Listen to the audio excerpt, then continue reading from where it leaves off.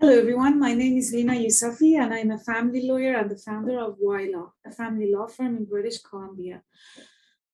This segment is about shared parenting and sharing your time with children. Under BC law, shared parenting means that each parent has the child or children in their care more than 50% of the time. So, what this means is that you and the other parent care for the children on a more or less equal basis, 40% or more. And assuming that the parents are reasonable, decent parents, as different as they may be from each other, shared parenting has been proven scientifically to be in the best interest of children. Children have been shown to be better able to cope with life, to be able to communicate and have social relationships with both sexes, better at linguistics, better at school performance, and so forth. In other words, the more love they get from as many people as possible, the better. So it's really important to cultivate a relationship with both parents and maximize the children's time with both the mother and the father, if at all possible, and as long as both parents are decent parents. Now, what are some examples of schedules for shared parenting? The ones that are most popular are as follows. One is called 3 and 4, which means every week, during the 7-day week, one parent gets 3 days and the other parent gets 4 days, and they rotate. So I may get from Monday to Wednesday, the other parent gets Thursday to Sunday, and then the next week I get Monday to Thursday, and they get Friday to Sunday or something to that effect. The other model is week on, week off, which is basically me 1 week and the other parent the other week. And sometimes people think that that's a bit too long for children to go and not see the other parent. So what you could do is, for example, during my week, if I have the children 7 days, I will allow them to go to the other parents' home one overnight. So that there's some sort of a connection, and then on the week that the other parent has the children, I get to have the children overnight 1 day a week. An example is I have the children from Sunday to Sunday, but on the Wednesday they get to go and spend dinner time or even the entire night with the other parent, and then this rotates. The next schedule, which a lot of people really like, is called the 2255 schedule. So basically,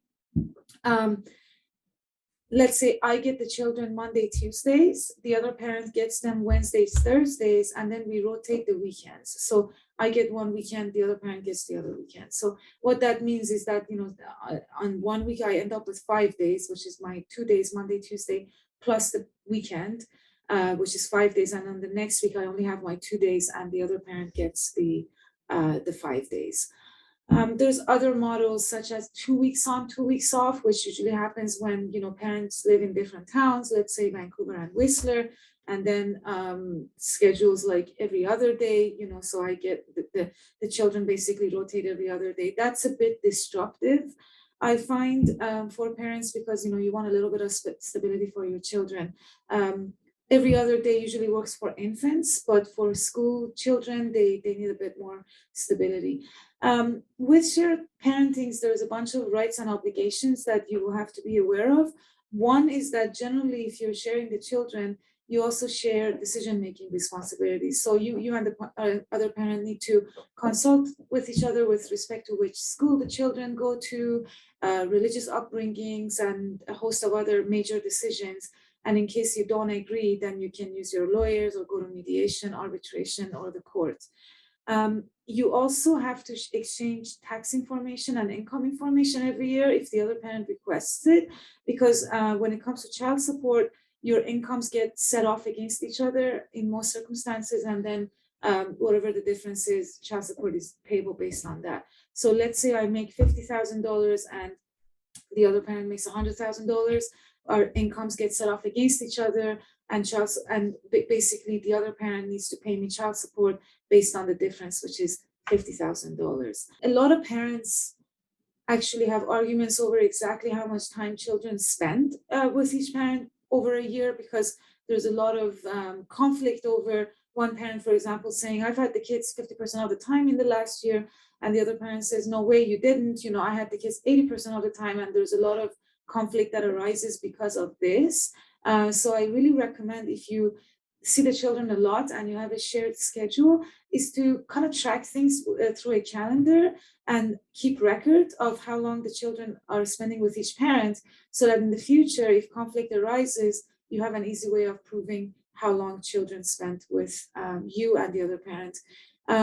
At the end of it, I really recommend shared parenting. It's the best model as long as the parents can do it.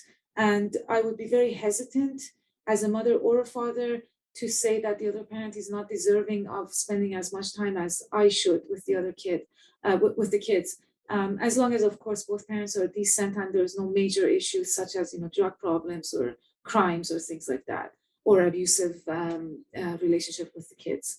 So good luck with your parenting after separation. And if you have any questions or require a consultation, please call us at 604-974-9529 or email us at info@ylaw.ca. Thank you.